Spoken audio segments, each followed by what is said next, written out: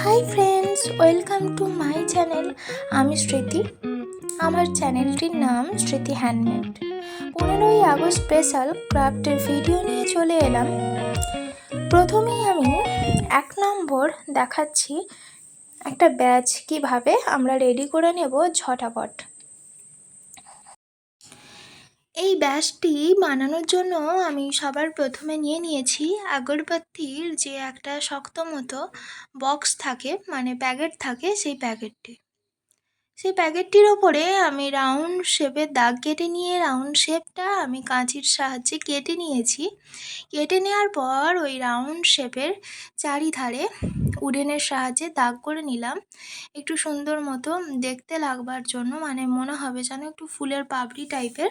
তার জন্য আমি এরকম রাউন্ড রাউন্ড শেপ করে দাগ কেটে নিলাম এবং কাঁচির সাহায্যে কেটেও নিলাম। তারপরে নিলাম শুধুমাত্র ফেব্রিক কালার দিয়ে সুন্দর মতো করে কালার করে নেব। কালার করে নেওয়ার পরে একটা সেফটি পিন নিয়ে নেব, যাতে আমরা ব্যাচটাকে কমপ্লিট করতে পারি, এবং নেব মাস্কিং টেপ। তার সাহায্যে তৈরি করে নেব আমাদের ব্যাচটি। দেখো কিভাবে তৈরি করি। আমাদের বাচ্চাদের, মানে আমাদের ঘরের বাচ্চাদের এখন স্কুলের পরীক্ষা চলছে, সেই ক্ষেত্রে এরকম ধরনের প্রজেক্ট কিন্তু বানিয়ে দেওয়া যেতে পারে। সামনেই 15ই আগস্ট, হাতের কাজও হবে এবং কাজেও লাগবে। দেখো, ঘরে থাকা জিনিস এবং শুধুমাত্র ফেব্রিক কালার দিয়ে তৈরি করে নিলাম সুন্দর একটি ব্যাচ 15ই আগস্ট স্পেশাল। এই ব্যাচটি কমপ্লিট হয়ে যাওয়ার পর আমি চলে গেলাম দ্বিতীয় নাম্বারে। দেখা যাক কি ক্রাফট আছে।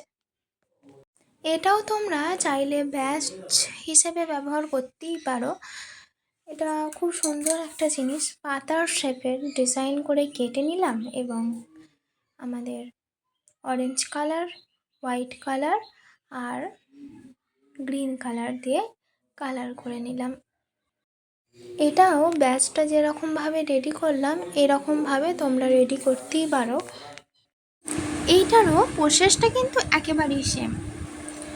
ওই যে আগরবাতির যে একটা শক্ত মতো পেপার, যেটা মানে কার্ডবোর্ডের মতো যেটা অংশ, প্যাকেটটা নিয়ে নিলাম, তার ওপরে আমি পাতার শেপ কেটে নিলাম, উডেনের সাহায্যে পাতার শেপে ডিজাইন করে নিলাম এবং কাটিং করে নিলাম।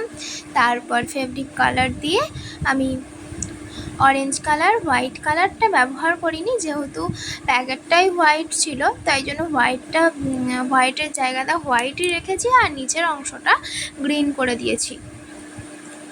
তো দেখো, আমাদের সুন্দর হয়ে গেল, এইটাও সুন্দর মতোভাবে রেডি হয়ে গেল।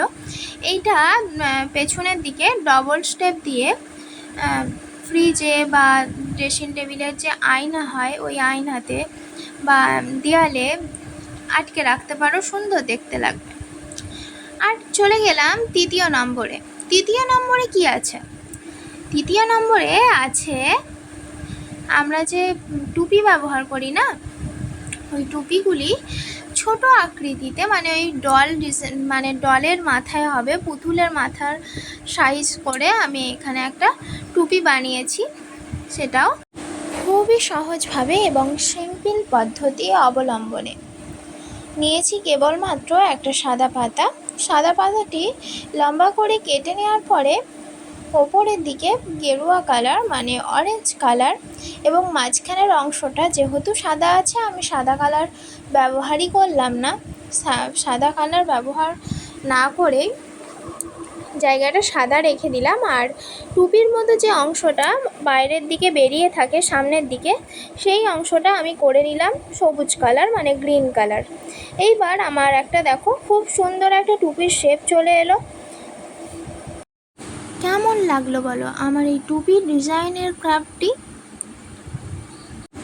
এই ক্রাফটগুলি খুব সুন্দরভাবে স্কুল প্রজেক্টের কাজে ব্যবহার করা যেতেই পারে। শুধুমাত্র পেপার আর স্কেচ পেনের কালার দিয়েই তৈরি হয়ে গেল এত সুন্দর একটা টুপি ডিজাইনের ক্রাফট। এরপর তোমরা যদি সাইজে বড় করবো বলো, সেই ক্ষেত্রে কিন্তু একটু মাপটা নিয়ে নিতে হবে এবং জিনিসটা একটু বেশি পরিমাণে লাগবে, মানে ওই পেজটি মানে পাতা দিয়ে করছো সাদা পাতা, সেইটা একটু বেশি পরিমাণে লাগবে। আর সেই ক্ষেত্রে ফেব্রিক কালার ব্যবহার করাই মনে হয় ভালো হবে। এরপরে দেখা যাক পরবর্তী ক্রাফট চতুর্থ নম্বরে কি আছে। চতুর্থ নম্বরে আমি বানিয়ে দেখেছি খুব সুন্দর ডিজাইনের একটা ছাতা, তাও আবার শুধুমাত্র পেপার ব্যবহার করে। কিছুই না, একটা সাদা পাতার ওপরে রাউন্ড শেপের দাগ কেটে নেওয়ার পরে সেটি আমি কাঁচির সাহায্যে কাটিং করে নিয়েছি। এবং ভাঁজটা একটু করতে হবে এই ক্ষেত্রে, এই ছাতাটি বানানোর ক্ষেত্রে ভাঁজটা একটু লক্ষ্য রাখবে। এই ভাঁজটা যদি তোমরা ঠিকঠাক করতে পারো তাহলে খুব সহজভাবে এই ছাতাটাও তোমরা বানিয়ে ফেলতে পারবে ঝটাপট বাড়িতে। কিছুই না, রাউন্ড শেপের দাগ কেটে নিয়ে একটু ভাঁজ করে নিলাম, ভাঁজ করে নেওয়ার পরে কাঁচির সাহায্যে কেটে একটু এবড়ো খেবড়ো যেমন শেপটা থাকে আর কি সেরকম করে নিলাম, যাতে আমাদের অরিজিনালি ছাতার মতো একটু দেখতে লাগে। তারপর ভাঁজ কমপ্লিট হয়ে যাওয়ার পরে আমি পুরো ছাতাটাকে মানে ছাতার কাপড়টাকে মিলে দিলাম এবং ছাতার কাপড়টাকে আমি কালার করছি। কি colour? Orange colour, white colour. যেহেতু পাতাটাই হোয়াইট কালার, আমি হোয়াইট করছি না, গ্রিন কালার করছি মাঝের অংশটা।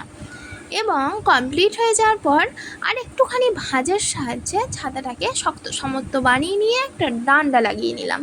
তাহলেই রেডি হয়ে গেল আমাদের খুব সুন্দর ডিজাইনের ছাতা ক্রাফটটি। আমার এই ভিডিওটি যদি তোমাদের ভালো লাগে অবশ্যই like, comment, share and subscribe করে অবশ্যই পাশে থেকো। এই পুরো ভিডিওটা দেখার জন্য অনেক অনেক ধন্যবাদ, অনেক অনেক ভালোবাসা। সবাই সুস্থ থেকো, ভালো থেকো। আসছি পরবর্তী এইরকমই কোনো ভিডিও নিয়ে।